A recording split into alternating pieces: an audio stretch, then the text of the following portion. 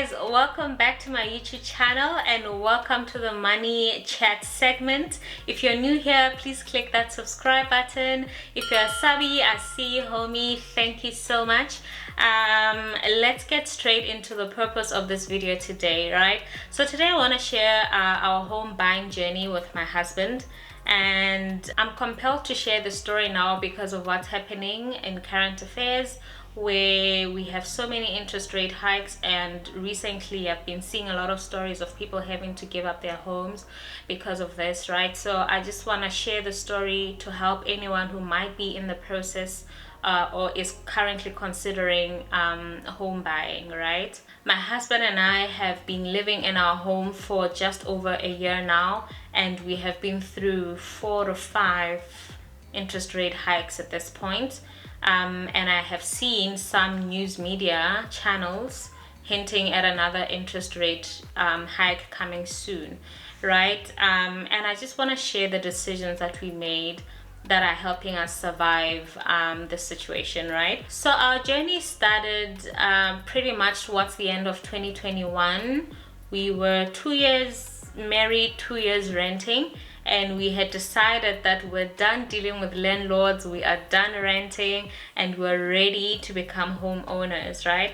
So what we did, we got in touch with a bond originator who would give us a pre-qualification certificate for our bond, right? So when our certificate came back, we got excited. We got very excited when we saw how much the banks would be willing to lend us to buy our home. And that's what I want to talk about. It can get really, really exciting. We got excited, and that's where the problem, or that's where the catch is, and that's what I want to talk into. So I will actually do another video where I'll explain the step-by-step process of the step-by-step process of home buying in South Africa. But today I just want to hone in on determining, or how to determine, your affordability when buying a home. So yeah, we got excited and we started viewing our homes. The amount that the bank would be willing to lend us would afford us 4 to 5 bedroom houses in Cape Town with lush green gardens and big swimming pools. Yeah, so you can imagine it was a very exciting time for us. And then we started viewing some of these houses, and I could picture myself there sitting by my swimming pool, enjoying the view of my green garden. Okay, and yeah, so we started viewing these houses, but I think it took us about 2 to 3 months of viewing, and then we came to our senses and decided we are young and we are not looking for a forever home, to be honest. My husband and I were 28 and 29 when we bought our home. So that's a decision that we made. We're like, okay, so what do we need? We don't need 4 to 5 bedrooms. Maybe a 3-bedroom would work out fine for us. And because we're not looking for a forever home, we're probably looking for something that is rentable once we're ready to go to our forever home, or once we're ready to leave. We also don't intend on staying in Cape Town for the rest of our lives. So that's what we thought about. So we were like, hold up, let's be reasonable in getting this home. So another consideration that we made is we looked at the amount on our pre-qualification certificate, and we looked at those houses, how much the minimum payment would be for them, and that made us uncomfortable. So we knew that we want something, and this is what many financial gurus or advisors may recommend. We want a minimum bond repayment amount that is below 30% of our take-home income, you know. And the problem with the banks, how they calculate your affordability, is they use around 30% of your gross income, which is a problem. Let's actually look at an example so that you guys can actually see what I am talking about.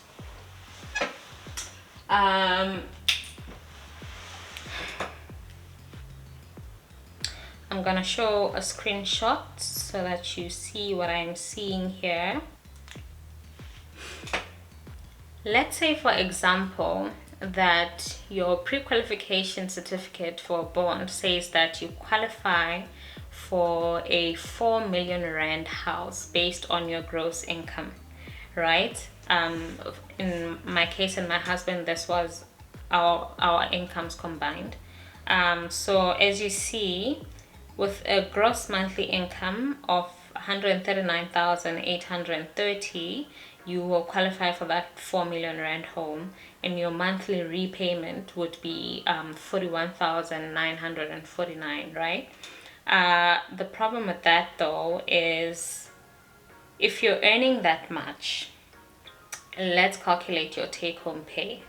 Your take-home pay will be around 92,132, and that is the most it can be, because here I only just calculated tax deduction, but typically you will have more deductions like medical aid, group life insurance, and all those things. So 92,132 is the most your take-home pay can be.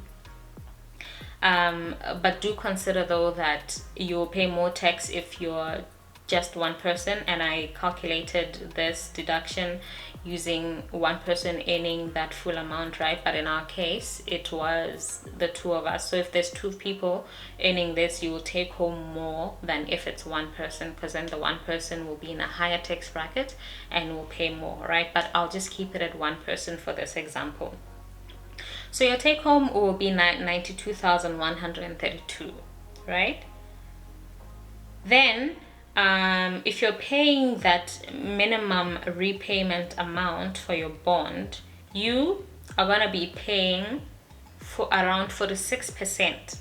46% of your take home income will be going to just your house, just your shelter.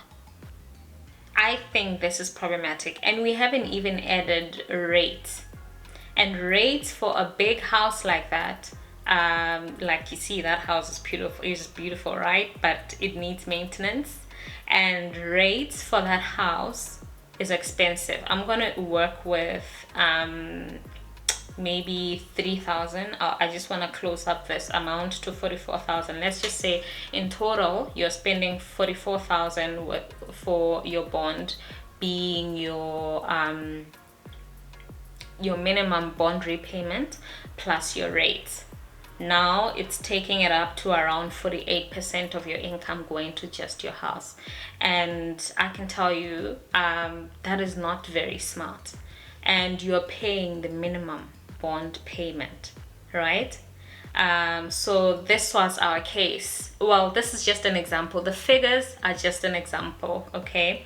But this is what we thought, and even for our case it came to around this much. Like, are we willing to part with 50% of our take-home income on just our shelter? We thought certainly not, certainly not. So let's say, so what we decided to do is to go for something that is half of what the bank was willing to lend us, right? So let's continue with our example and say that you go for half. And in our case we wanted a 3-bedroom, right? So I found one that is just over half. This is about 55% of the original price of the previous house. And as you can see, this is a townhouse in Cape Town, 3-bedroom. In this case, your monthly repayment is now down to 23,083, right? But remember, your gross is that 132. How much was it? Yeah, 139. Your gross was that 139. You decide to go to just above half of what the bank is willing to give you, and you're now paying 23,083. So this now makes up to let's see, to about 25% of your take-home pay. This is now about 25%, so it's falling within that 30% that would be recommended by many financial advisors and many financial gurus. By the way, I am not one, so don't take whatever I say as advice, it is not. But I just wanted to show you, do you see? Now this is falling within 25%. Now 25% is more of a reasonable amount to pay for just your shelter, right? And let's add, if you're living in a townhouse, you likely pay levies and rates. And let's just close up this amount and say that you pay around 3,000 for your levies and rates combined. So now if you now pay, let's say 26,000, let's close it up and use 26,000. If you now pay 26,000 for your house, this is going up to 28%. It's now to just under 30% of your take-home pay going to your shelter. So this is the consideration that we made, and this is what I wanted to hone into, to say, should there be interest rate hikes like what's happening right now, and you went for the maximum of what the bank is willing to lend you, can you see how easily you can run into problems? Imagine you just start at 50% of your take-home pay towards your shelter, and now there are interest rate hikes. You're going up now 60-70%. What are you living on? So that's what I wanted to show. That's just what I wanted to show, and to share with you guys to see and to consider, really consider your options when going for home buying. And what I don't like about what the bank does, because the banks use your gross income as a baseline or as a starting point for determining your affordability. It's just a starting point. They will consider your expenses afterwards, right? But the problem that I have with that is they're working on a gross income. I don't understand why work on a gross income, because you will never earn your gross income. You are always going to be liable to pay taxes. Why not work on a net income? But anyway, the banks are in it for the profit, so you need to make that consideration for yourself. Don't work on 30% of your gross income, rather work on 30% of your net income, so that in volatile situations like we have right now, you create leeway for yourself, for your survival, essentially. In our case, my husband and I actually decided to push it further. We decided to get this 3-bedroom townhouse. Actually, we were lucky to find one which has this office space as an extra space, such that we didn't have to use the 3rd bedroom as our office, which is what we're looking for, a place where we can have a home office, because I primarily work from home. But yeah, we got something that was worth around 50% of what the banks would be willing to lend us. And we pushed it further in saying that in our 30% budget that we were willing to pay towards our shelter, we want to fit in that the minimum monthly bond repayment, including a 50% more that goes into our access bond. But I'll make another video talking about that. So we include that, as well as levies and rates. So currently we pay around, it's probably gone up now since the last interest rate hike, to around 32 or 33%, just over 30%, where we fit all those 4 things: levies, rates, minimum payment, as well as 50% more that we pay towards our bond. And we choose to make that sacrifice and prioritize that over spending the money on things like renovations on the house, so that we can at least finish paying off the bond quicker. Right? So these are some of the decisions that I think can help. If you're in that stage, you're considering home ownership, look out for that. Look out for what the banks do. Don't get caught up in that excitement and then you make detrimental decisions for yourself, right? So yeah, just look out for that. So I know that not everybody can push the home buying decisions like we did, all I'm saying is just never go for 100% of what the bank is willing to offer you, right? Because you saw like paying 50% of your net income to what's just your house. I think that's a lot. So I'm just saying that you don't have to go to for half, just never go for 100%. And other considerations you may want to make is the size of your family. If you have kids, you want to choose a location that is conducive for raising a family, those sorts of things. And if you find that you're in a position where you actually can't afford the best house that you can get at the moment, with what the banks are willing to give, then I would actually say consider renting a little bit more. This is a position where my husband and I found ourselves in 2020. At the end of 2020, we had been renting for a year, and we were deciding whether we want to go into home buying or home ownership. And we decided, let's actually give ourselves like 6 months more or a year more before we jump into that. So I think it's actually not bad sometimes to give yourself a little bit more time. If you're expecting income increases, for example, wait until you actually get them before you commit to buying a house, so that you also don't commit to buying a house out of desperation and then you get something that you will not be happy with, you know.